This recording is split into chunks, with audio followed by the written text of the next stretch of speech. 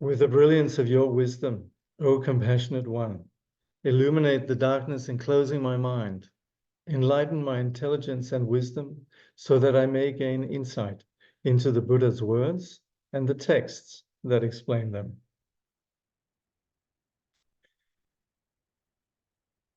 So now within the present chapter, which is about the application of the Bodhisattva vow, we essentially have covered two aspects, which is what we call the bodhicitta of aspiration and the bodhicitta of application. And in the context of the present section, but the bodhicitta of application, we address this, or we approach this in terms of what we call the 6 paramitas, which are then actions which take us, you could say, into a greater place. And these include then the practice of generosity, discipline, patience, energy, concentration. And then presently we're looking at wisdom. Now, wisdom is a biggie. And within then the wisdom, we talk about how all the various Buddhist teachings, in fact, they have only one sole purpose, which is wisdom. And what do we mean with wisdom? Wisdom we could define as that which cuts through deception. It's that which cuts through our delusion. And of course, the Buddha was not trying to teach philosophy here, but the Buddha was simply understanding that our suffering, our basic, you could say, existential pain, it's not something that's just a given. There you are, you're bound to suffer, can't do anything about it. Or that it's something that's given to you by some higher power that is testing you, if you can handle it all. Rather, in the Buddhist teaching, we say the suffering that we have comes from a fundamental confusion, and as such, we're innocent. But because of our confusion, we drive our own suffering. And to cut through this confusion, to actually come back to our senses, if you like, that is that which cuts through deception, which sees clearly the nature of phenomena, the nature of who we truly are, the nature of the truth of our world as such. That's what we call wisdom. So it's not accumulating a lot of information. It is really about cutting through, but that's where we talk about, and in this section here, the section of wisdom, we talk about cultivating wisdom in terms of, you could say, 3 steps. One is hearing what the Buddha has to tell us. The second is reflecting on how this applies to us. And finally, then with this understanding, to then integrate the understanding, and that's where we then talk about the modality of meditation, where we cultivate wisdom, not just as an idea, but as a genuine integrated experience. And that's again, when meditation, we then talk about meditation of sitting on the cushion, and also meditation as we integrate it in ordinary life, post-meditation. But presently, we're then looking at the practice of hearing the Buddha's teachings. What does the Buddha have to say? It's a little bit like if we're sitting in the cinema and we're completely caught up with what we're seeing. Kangyur Rinpoche once wrote it was published, I think, in one of these Buddhist magazines, and it was called Life as Cinema.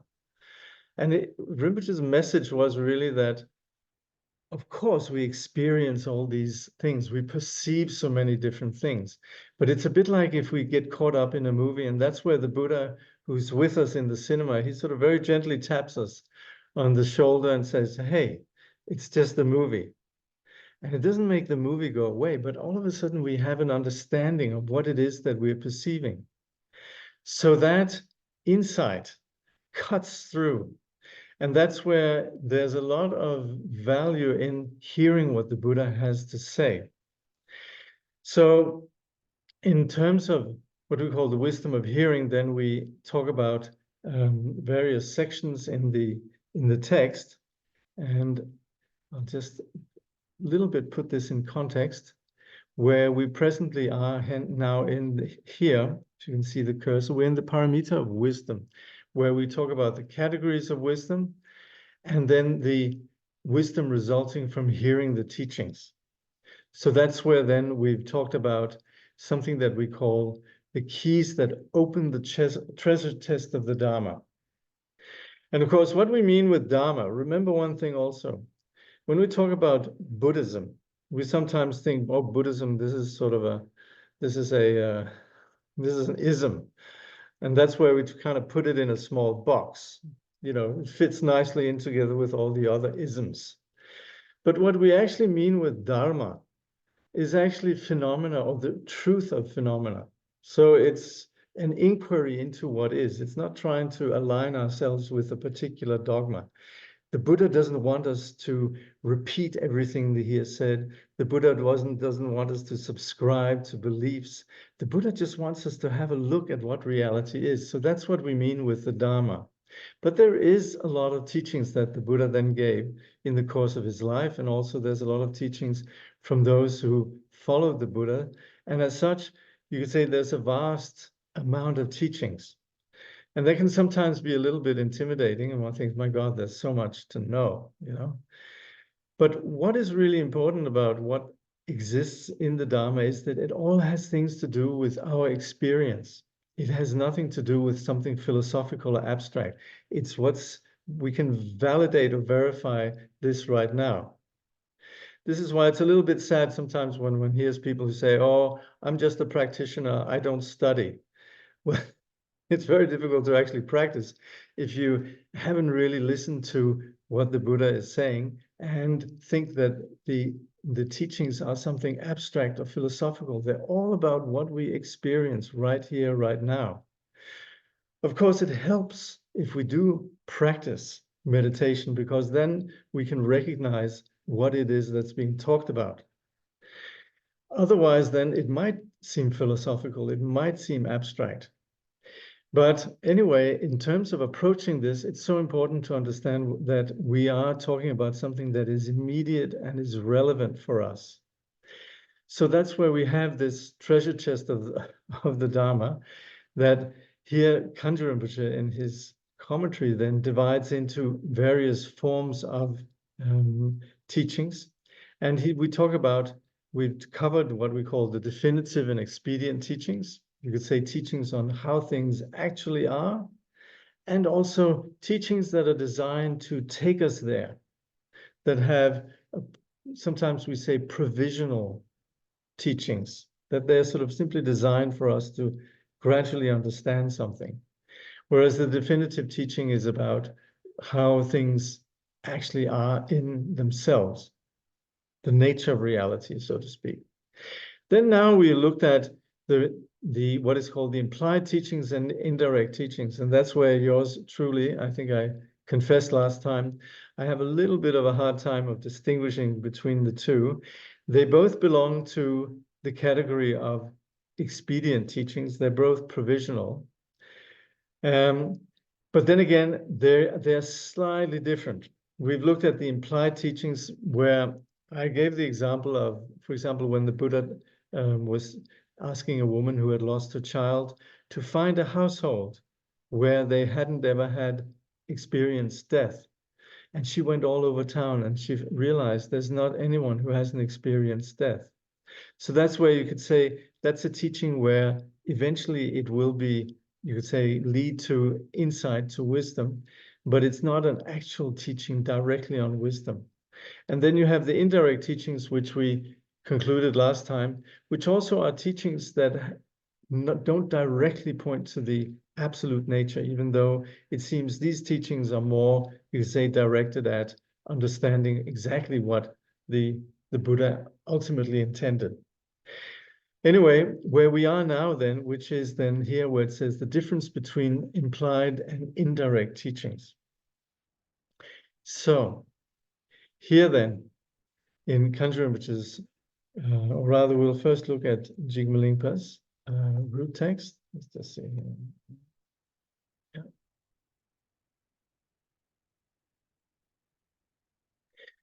So the root text from Jigme Lingpa reads, here in brief is what distinguishes the teachings that are indirect from those that are implied.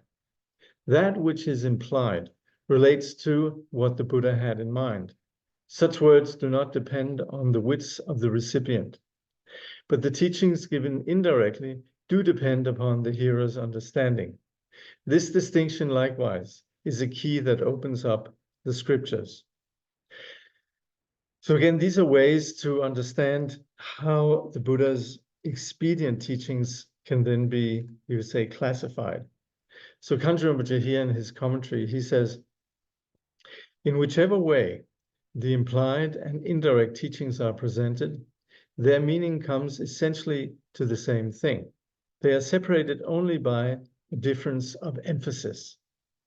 So again, remember, this is the expedient teachings, teachings that are given that will, you say, bring us to a deeper understanding. So that's where there's only slightly difference in terms of their emphasis. Kangyur Rinpoche says, when a discourse of the Buddha is being explained in which the meaning is not literally expressed in the words used, and when the commentator emphasizes this underlying meaning, saying the Buddha said this, but in fact he meant that, as distinct from when the commentator understands to be the specific pedagogical purpose behind the Buddha's speech, namely to lead people on the path, we have what are called the implied teachings. By contrast, when the commentator interprets the Buddha's words in a manner that particularly highlights their pedagogical purpose, saying the reason the Buddha did not speak directly, but in a roundabout way, was to guide certain people onto the path, we have what are called indirect teachings. Of course, the interpretation of the Buddha's words, meaning and purposes is a vast and complex subject. And that, by the way, also is why it's so important to appreciate how in the various countries where Buddhism spread, there's different styles of emphasis. And some traditions very much emphasize particular practices, particular ways of interpreting the Buddha's teachings. But it's very important that we appreciate that no matter which Buddhist country, which Buddhist tradition we look at, they all have the ultimate goal then of liberating us from confusion and unveiling an underlying disposition of wisdom. So that's where we always need, when we come across, no matter which Buddhist teaching, to be open to understand it from the point of view of the context. Who was it taught to? Why? What were these persons capable of? What was their interest? And so forth. And that's where also we talk about the Buddha's teachings as being skillful in that they address according to the particular situation and the particular audience. Kangyur Rinpoche says then, but in short, the wisdom that correctly identifies the implied and indirect teachings constitute the second key that opens the scriptures of Sutra and Tantra. So that's where it will be helpful if we can appreciate these aspects of the expedient teachings. So that was these two then constituted, together with the division of the what we call the expedient and definitive teachings, the key to the treasury of Dharma. Now we're going to look at the actual treasury itself. So one is the way to sort of classify and understand where does this fit in. And now we're actually going to look at what the teaching is about. And this is where we're going to be engaging a really important topic called the two truths. And let me say right away, two truths, they are very important, and they're also not that difficult to understand. It's simply distinguishing the way between how things appear and how they are. So that's, again, coming back to the example of the movie. If we look at a movie, yeah, it looks like it's really happening. But if we apply, you could say, wisdom, if we apply analysis, if we think about it, it's actually just pixels on a screen or on our screen or whatever. It's actors and so forth. So analysis brings us, you could say, sets us free from the, you could say, ignorant or from the unanalyzed place where we just sort of unconsciously get drawn in. So that's where we would really define someone who is wise as someone who, of course, understands how things appear, but also understands what things truly are. And that's then where we distinguish between these, what we call the two truths. So it's something that applies for us at all times. Anyway, here Jigme Lingpa then says, regarding what is to be understood, the essence of the 480,000 sections of the Dharma of the Conqueror consists in the two truths, the all-concealing relative of worldly beings and the absolute. Aside from these, there is no third. So here, when we talk about the 480,000 sections, that means simply all the Buddha's teachings. We, in less poetic English, we just say 84,000. And then what we're talking about here then is relative truth, which is referred to in Tibetan, it's kunso, which means, yes, it's things that actually veil the nature of things. So they appear as solid. You know, I look at my watch and I think, okay, this is it. That's my watch. I don't analyze. It just seems like this. But if I begin to analyze, say, what is my watch really? Then I begin to see, oh, it's made up of many different things. And in fact, it's just a, composite of all sorts of different things.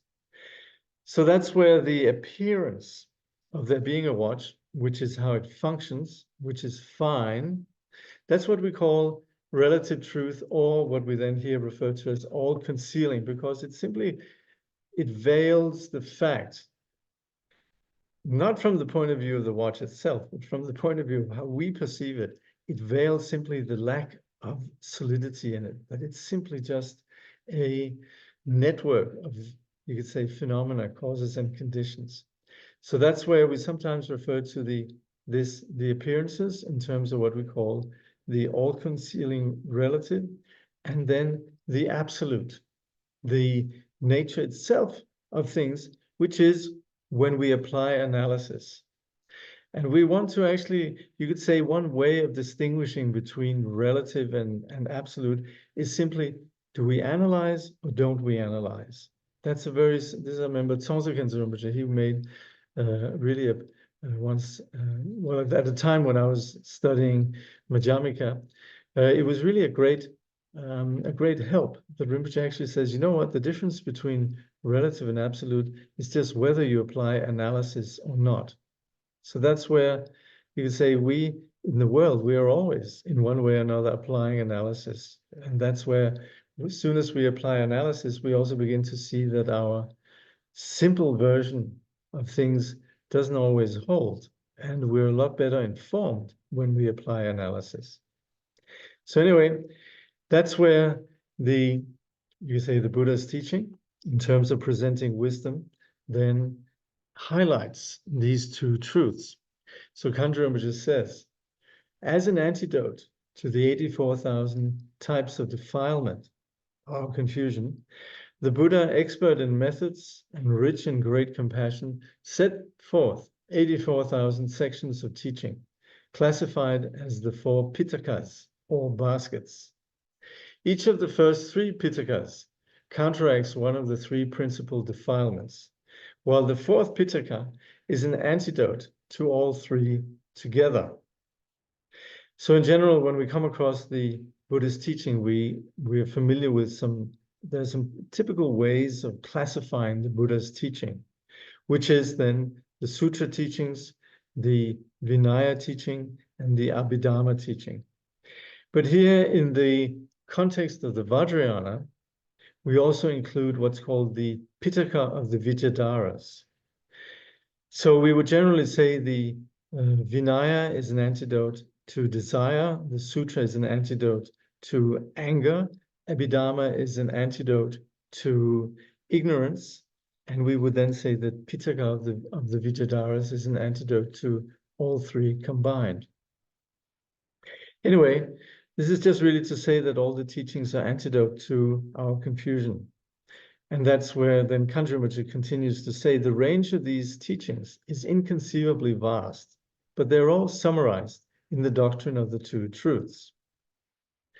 The relative truth embraces all the phenomena of samsara and the world. In other words, the mind and the phenomena that manifest from the mind.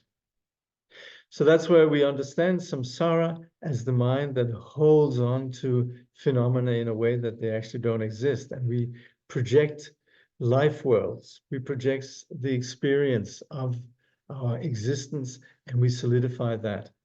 And that's where then we operate, of course, with the place of our subjective sense of I and everything we perceive, mind and the phenomena. All of this, which if we ask, where does it come from? Well, it has to come from the basic component of our existence, which is the mind. So that's where we say then the mind is capable of, on one hand, it can go into confusion. On one hand, also, we can free the mind. So that's where we understand that presently this mind has gotten itself into a bit of a state, which we then call samsara. So that's where then this constitutes our experience, and that's where we refer to our experience in terms of relative truth.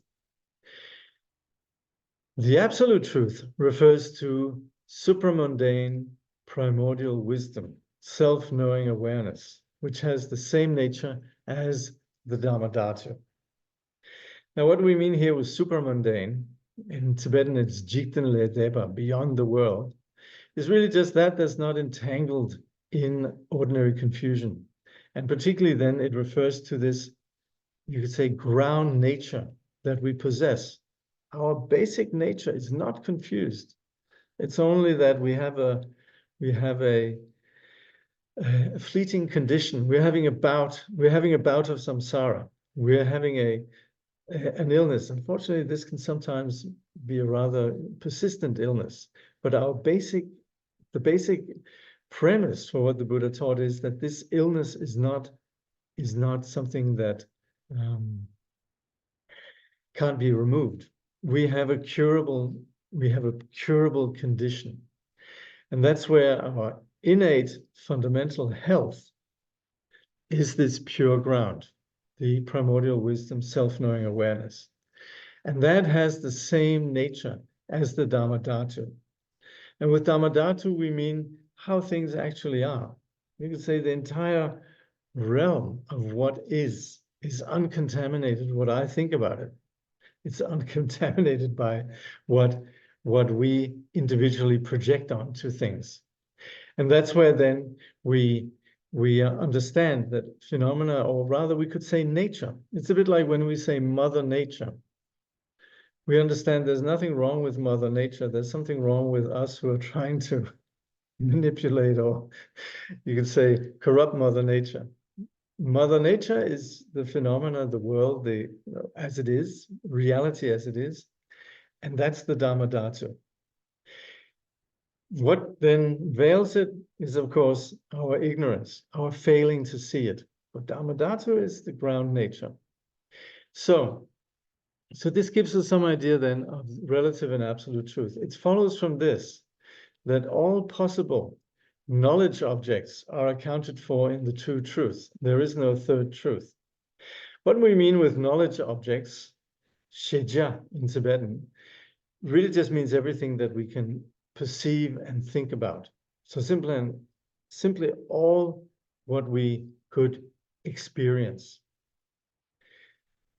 So that's the premise of what we're going to be looking at here. 126. Two ways there are in which the all-concealing relative appears.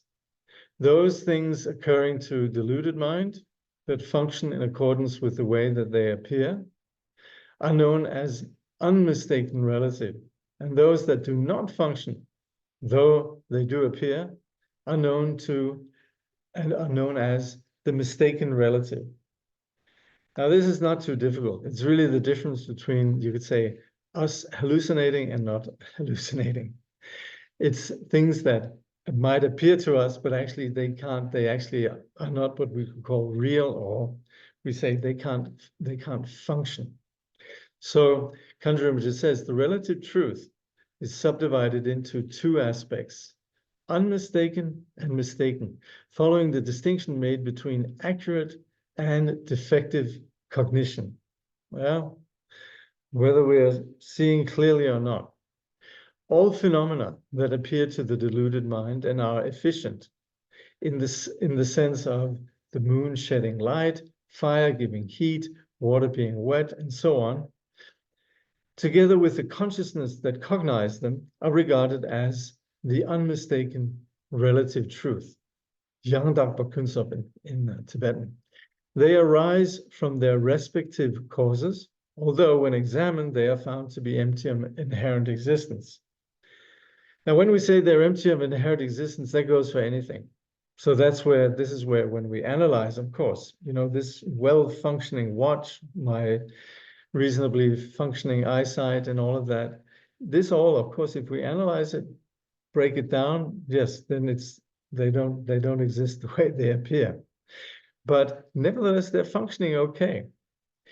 And that's where then Kangyur Rinpoche continues, they arise from their respective causes, although when examined found to be empty of inherent existence. By contrast, things like a mirage of water, there we are out in the plain, it's a hot day, and we see something shimmering in the horizon. We think, oh, water. Or a rope that is mistaken for a snake. This example, some of you would be very wealthy if you had $1 every time you heard this example being used, right? It's dusk and there we are. We think we've run into a snake, and in fact, it's just a rope. Or the vision of 2 moons instead of 1. So all of which might appear in hallucinations, but are incapable of producing normal effects. In the sense of moistening, the water in the Fata Morgana, the mirage. The giving a poisonous snake, well, it's just a rope. Or shedding light, these sort of 2 moons that we are seeing. Together with the consciousness that cognizing are referred to as mistaken relative truth. Thus, the difference between mistaken and unmistaken relative truth depends on the ability to function on the conventional level. It's fairly straightforward. One is sort of something that we think is there but isn't, but we nevertheless seem to be perceiving it, like 2 moons if we press our eyeballs, and if we mistake a rope for a snake, and so on. Let's see. So we have a little bit of footnote here from Khenpo Yönten Gyatso. He says, this is the position of the Svatantrika Madhyamikas. From the standpoint of the absolute truth, they argue that if one assesses the 2 kinds of relative truth, both mistaken and unmistaken, are on a level,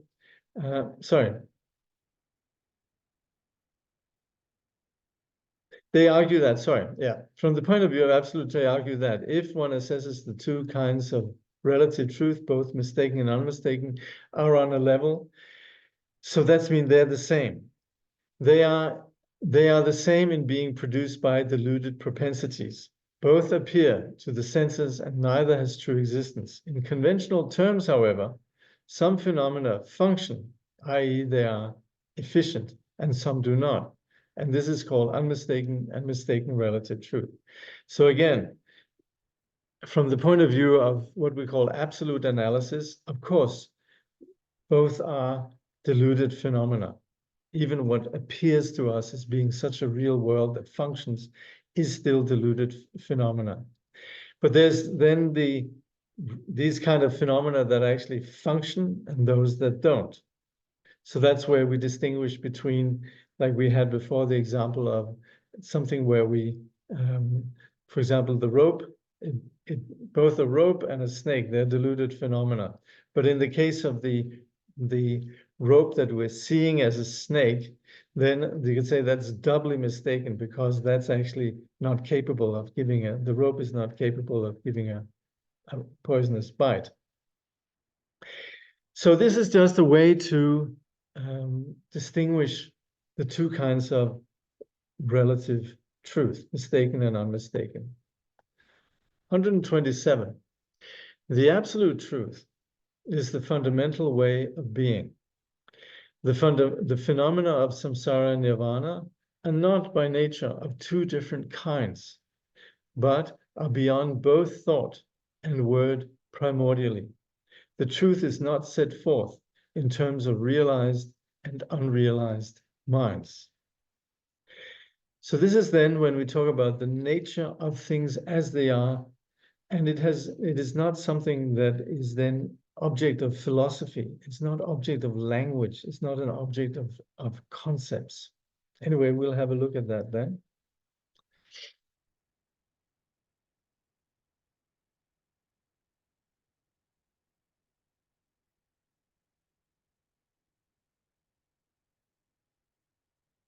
So the term absolute truth, by the way, among translators, we sometimes are a little bit worried with the word absolute. Sometimes we just say ultimate truth.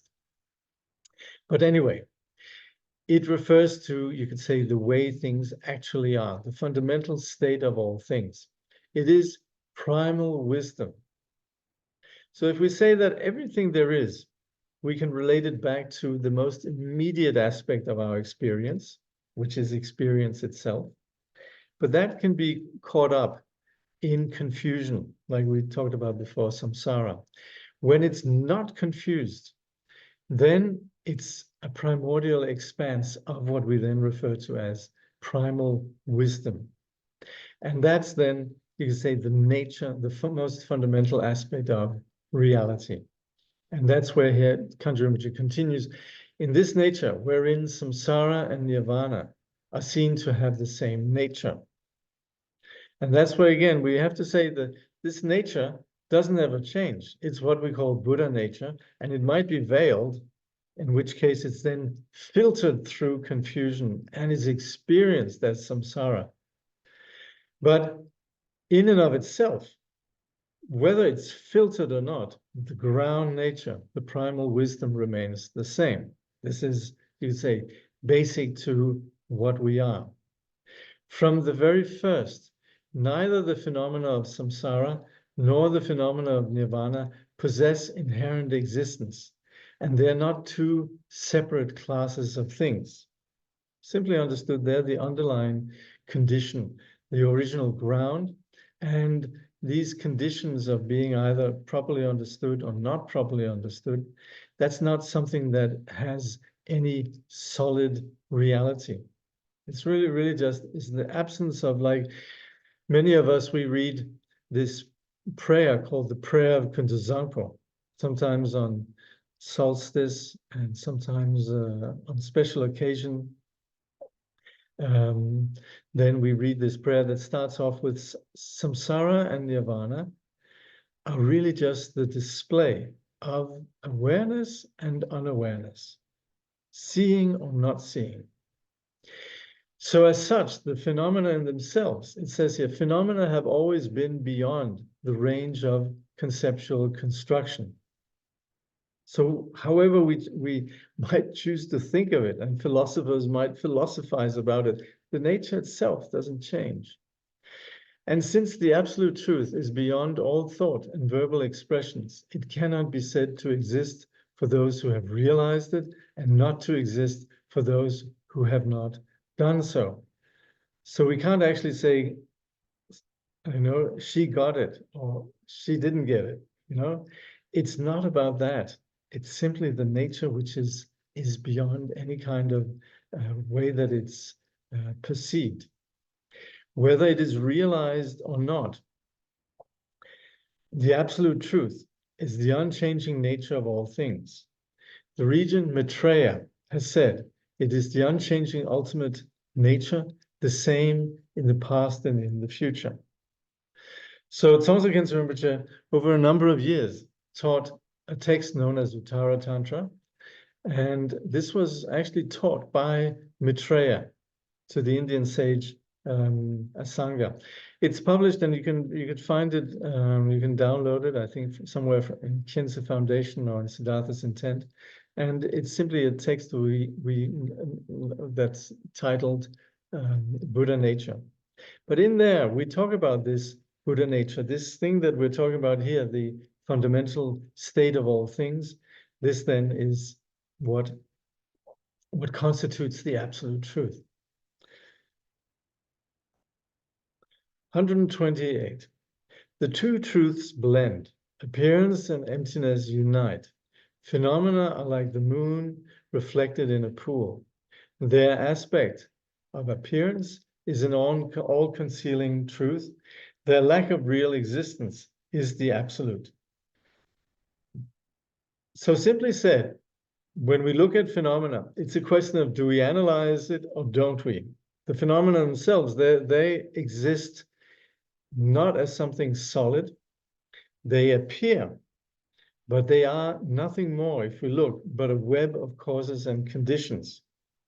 And this, of course, is, for those who are interested in these kind of things, this is very much also what you say modern physics lead us to understand, that there's actually not substance the way that we always in history, science and physics was all about what was physical, so to speak. That was assumed that there was substance. And this we know actually nowadays, that actually we don't really have substance, but what we do have is a network of causes and conditions. And that's what the Buddha was always trying to tell us. But that's where we understand that phenomena in and of themselves, they appear, yet they have no solidity. That's what we call the unity of appearance and emptiness. So Kangyur Rinpoche says in this regard, the two truths, you could say how they appear and how they are, is not separate like two horns of a buffalo. They're not like two, you could say, discrete, separate things. It's simply just the nature of phenomena in being a unity of appearance and emptiness. But the problem is, we as sentient beings, we fixate on the appearance and think then that there's something solid, and we fail to see the emptiness nature behind. So that's why this is an important point. So from the beginning, they are blended together inextricably, appearance and emptiness inseparably united. Therefore, phenomena arising through interdependence are not totally non-existent.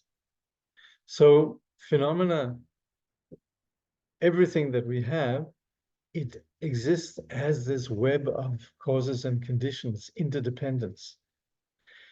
And that's where everything stands in relation. So that's where we're not talking about that there's nothing there. We're just assessing the nature of what is there. So we're in no way going along saying, oh, there's nothing. Some might think emptiness means that there's, we're all going to just be floating around in space or something. So that's where this is not like it's something that is impossible, where we say phenomena are not non-existent like a horned rabbit. Okay, this is a classical Indian way of describing something that doesn't exist. Famously, a rabbit has something sticking up here, but it's not a horn. And so the horns of a rabbit is sort of an expression for what is impossible. It's just not there. You should ignore postcards you might have gotten from the States where there's a joke in the States where you have these postcards with what is called the jackalope, which is where they've sort of put a horn on a rabbit. So it's a sort of a Photoshop thing. Anyway, they are rather, so we're not talking about nothing. When we say this unity of appearance and emptiness, doesn't mean that there's nothing there. Kangyur Rinpoche says, they are rather like the reflection of the moon in a clear pool. Phenomena appear, and this aspect of appearance corresponds to the relative truth. Yes, we can see the moon reflected in this body of water. Nevertheless, in the very moment of their arising, they are lacking in true existence. It's not as if the moon is there in the water. Actually, Kangyur Rinpoche likes to tell the story about a group of monkeys that saw that the moon was in the lake. And they all were like worried. They're thinking, oh my God, the moon has fallen into the lake. Let's fish it out.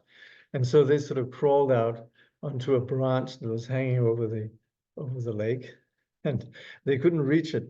So then one monkey sort of held on to the branch, and then another monkey held on to that monkey and tried to reach it, but still couldn't reach the moon. So then another monkey sort of crawled down and again tried to reach it. reached, finally, the branch broke and they all fell into the lake. So that's where you don't want to be deceived by appearances. So that's why also we mean the very moment of their arising, they're lacking in true existence. It's not actually there. It doesn't have the reality we think it does. This aspect of not the lacking true existence corresponds to the absolute truth. Thus, while a distinction can be made between the two truths, these same truths have no existence, no intrinsic existence separate from each other. So not different objects. Here you have emptiness and here you have appearance. Simply just understanding the nature of phenomena. 129. To the five sense consciousnesses, forms and other things appear distinct like colors in a painting. Desirable they're grasped as things to be enjoyed. They are considered real and are rejected or accepted. These delusory perceptions of discursive mind should be examined in the light of 8 examples of illusion.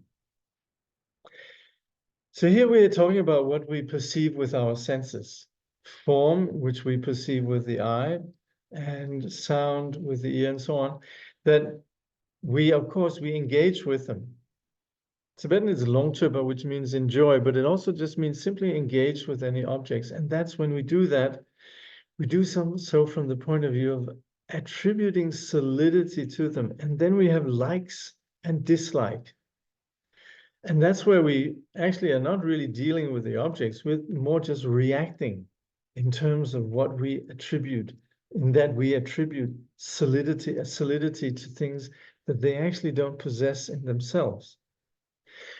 So Kangyur Rinpoche says, from the moment while we are on the path of aspirational practice, phenomena, the objects to which the senses are attracted, forms, sounds, and so forth, the objects of the 5 senses, all appear clearly to our 5 sense consciousnesses, like the brilliant colors of a painting.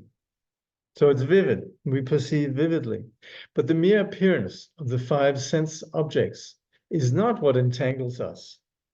It is rather that when the duality of subject and object arises, the perceiver identifies a perceived object as something to be enjoyed, and so on. Endless delusory perceptions of mind and mental factors occur.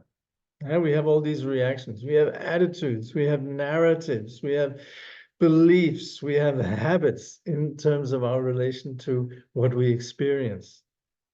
So that's where it's just endless. So that's where then we have all these various kinds of perceptions. And that, it says here, resulting in the rejection of the undesirable and the indulgence in the desirable. Of course, what is undesirable and desirable is entirely up to us. Whether we like, I don't know, plum pudding or not, that's nothing to do with the plum pudding itself. It's about whether we find this desirable or not. The whole shtick that we might have about a particular object is entirely something that we create, but it's a fact. So we can't just say, oh yeah, well, that's delusion. We have to recognize that this is habits that we are very much entrenched within. So that's where all of this discussion that we are having now has everything to do with what we are experiencing and how we are handling our perceptions. That's where the Buddha, again, it has everything to do with our, you could say, suffering, because again, like if we're sitting in the cinema and caught up in the plot, then the Buddha tapping us on the shoulder makes a big difference. And the Buddha now here, through Jigme Lingpa and Kangyur Rinpoche, beginning to pointing to what it is that we're doing with our experience, has nothing to do with philosophy. It has everything to do with what we experience right here, right now. So So these all occur, right? Nevertheless, all these experiences are lacking in real existence. They are beyond the 8 ontological extremes. Now, pardon the Greek, but that is sort of a term that essentially means ontological just means how things are. We try to understand the ontological status of the nature of things, means how we understand things. And that is where we presently are identifying that we're actually mistaking the nature of things. And that's where the Buddha wants to say, hey, it appears, but it doesn't actually have the reality that we think it does. So that's where here Kangyur Rinpoche says, phenomena, they're beyond 8 ontological extremes. And we're going to look at what they are. One should reflect on them and analyze them according to the 8 examples of illusion. Now, the 8 examples of illusion, they are, I'm not sure I'll be able to remember all of them, but they are, for example, a dream. A dream is something that appears, but it doesn't have a reality. If we talk about the creation of a magician, yeah, it appears, but also doesn't have reality. If we talk about a mirage, if we talk about an echo, and so on, a hallucination, all of these are examples of things that appear, and we can't say they're not there, but they also don't have the reality. They're empty. But we also can't say, that there's nothing there. We can't say that they are there. We can't say that they're not there. And that's actually where there's a famous work by Nagarjuna that's called the Mula Madhyamika Karika, the root stanzas of the middle way. And there the Nagarjuna opens with a beautiful praise that actually speaks about how the Buddha is not caught by these 8 ontological extremes. We'll look at what they are here. But Nagarjuna says, and this is then again Padmakara translation, to him who taught that things arise dependently, not ceasing, not arising, not annihilated, nor yet permanent, not coming, not departing, not different, not the same, the stilling of all thought and perfect peace. To him, the best of teachers, perfect Buddha, I bow down. So this really just refers to the Buddha's awakening, in which the Buddha no longer is confused about the nature of things. So Kangyur Rinpoche then here unpacks this a little bit. So he says, like appearances in a dream, phenomena have no origin. We're dreaming of something, and you say, oh, the child that I'm dreaming about, where does the child come from? Well, it hasn't actually come into existence. Like an illusion, they're not subject to destruction. Oh, actually, here we have the 8. Sorry, we have the 8 examples of delusion here, of illusion. So like an illusion, they're not subject to destruction. So when something is an illusion, it doesn't have a beginning or an end. There's nothing that gets destroyed.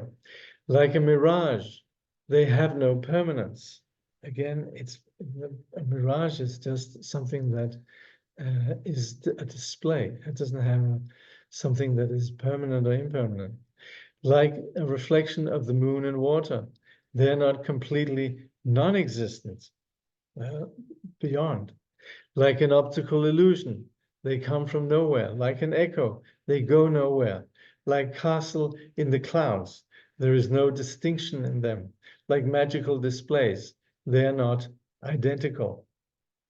So this refers to everything that we perceive exists in this way as really just a dependent or interdependent arising. So that's where phenomena appear, yet they have no reality.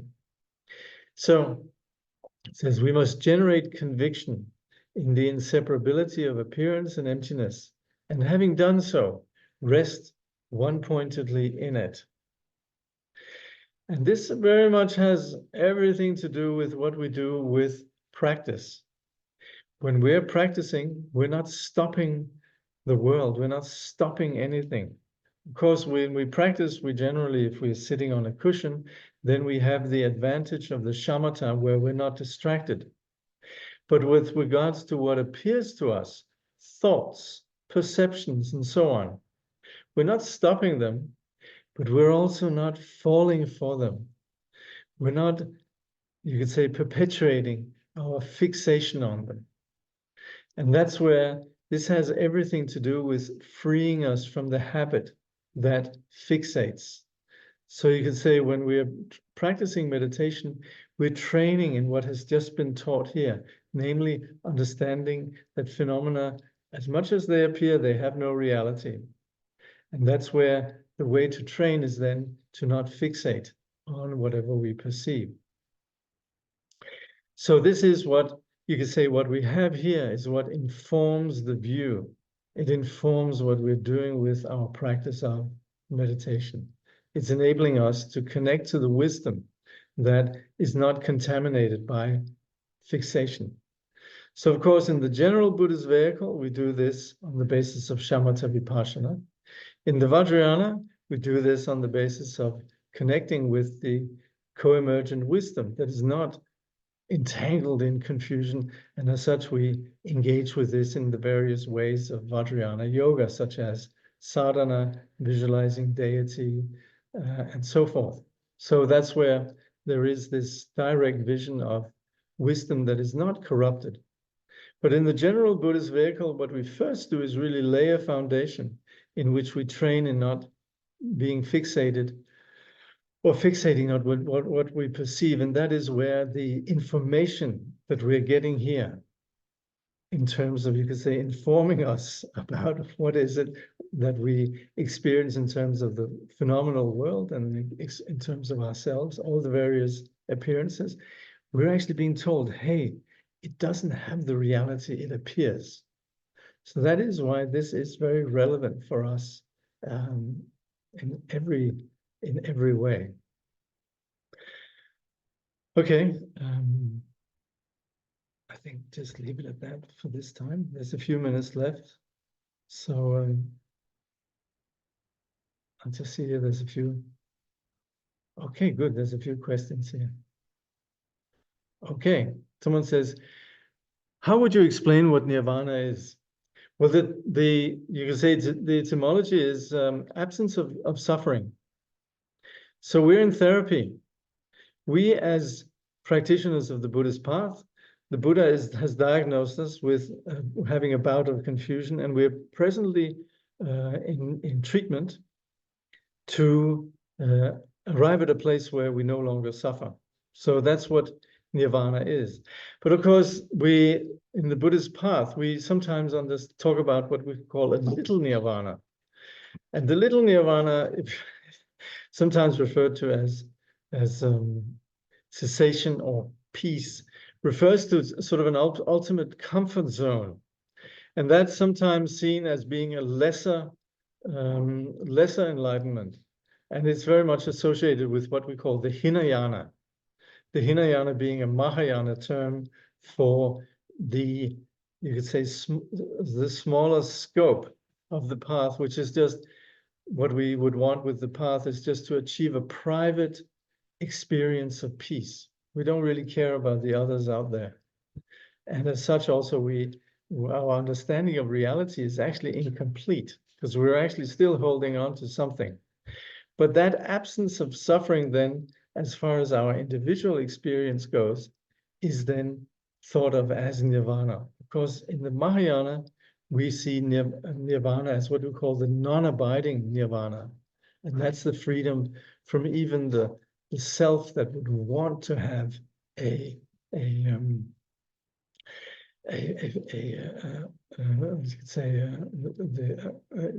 could say an ultimate comfort zone. So that's where nirvana then can be understood in these two ways. You'll sometimes see that we talk about the phenomena of samsara and nirvana, and that's really just the phenomena that exist when there's affliction and when there's freedom from affliction. Is emptiness nature of phenomenon the freedom we are looking for? That's right. That is actually, well, you could say the emptiness nature, we need to understand what we mean with that. But if we understand it as this insight that we haven't had, then we could say what separates Buddhas from sentient beings is whether or not we understand that what we perceive is actually intangible, is actually empty. So this insight into emptiness is seen as being very important. It's also important to distinguish between what we call the categorized or the figurative ultimate and the non-figurative ultimate. So just the idea of emptiness is very important for us to understand, but is not realization. And that's where it's very important that when we're on the path, we shouldn't think, oh, emptiness, I could never understand it. It's just beyond me. That's not true. Emptiness needs to be understood. But we also need to understand that understanding of emptiness, that's not realization, but that's just, you could say, information that makes us, you could say, discerning consumers of what we go through in our experience. I have the same question. Is nirvana a state of not able to talk, to do things, or to think? Because nirvana is a state of not making any karma. And as long as you do things, you make karma. Well, yes. So what we really mean with nirvana here in the ultimate sense is not being confused. But we have to understand that when there is no confusion, there's the qualities of compassion. And these qualities of compassion manifest in a very great way. And that's where serving sentient beings, we are still active. We're not making karma in the sense of an unconscious state where habits and habitual patterns are laid down. But there is the acting out of compassion, the spontaneous acting for the cause of sentient beings. So that's where we should understand nirvana. What we would want to understand in this context is really understanding nirvana as an absence of confusion. And that's, of course, also where there's no longer karma in the sense of being held by particular patterns. But there is nevertheless the ability to act compassionately for sentient beings. There's also sometimes when you come across the Buddha families, we come across what's called the karma family. And that again refers to compassionate action for the benefit of sentient beings. In what way grasping at nirvana would be different from grasping at samsara? Many thanks. Well, it could be. And that's where we would talk about the small nirvana as still not being perfect enlightenment, because that's where we would be grasping at, where there's still subtle grasping, where there's a sense of no longer suffering, no longer the afflictions. There is what we call gokpa or nirodha, simply the cessation of suffering. So that's where, yes, we would say some practitioners, the arhats, this is Mahayana speak. From the point of view of the Mahayana, there it's very important to make the distinction between what is Mahayana, what is Hinayana. But that's where we would say those that enter into this kind of cessation, yes, they are holding on to nirvana. But by the way, I always have to mention that when we talk about Hinayana, we're not talking about a particular tradition. We're talking about a Mahayana classification. So that's where we distinguish between what is the greater scope of the path and lesser scope. And that's where we use the terms Hinayana and Mahayana, but we're not talking about particular tradition. So we're not like when we say Hinayana talking about somebody out there. We're just talking about ways of understanding the path. Concept of emptiness without unity of appearance. Is that a nihilist view? I guess you could say so. Yes. If we just think of it that it's nothing, like it says here, annihilation, yes, that would mean that there's nothing there. So that's where that is actually, you could say it's an extreme in the sense that it's cerebral. it's something, it's philosophy, it's just ideas. But it's so important to appreciate that so often our friends or people in our modern world, when they don't believe, when they say, oh, I believe in nothing, they're actually holding on to an idea that there's nothing. And that's also an idea. So that's where nihilism can become very destructive. Okay. So thank you. Anas just in the chat, if you want, has just uploaded the link to where you can find the teachings by Kangyur Rinpoche on Buddha nature. So it's up there. All right. Thank you for joining here today. And we'll conclude with some dedication.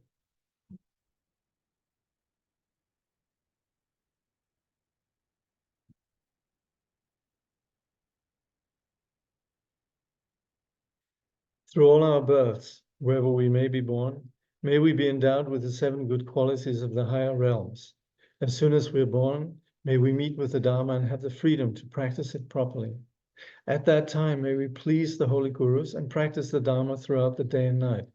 Realizing the Dharma and accomplishing its essential meaning, may we cross the ocean of existence in that life.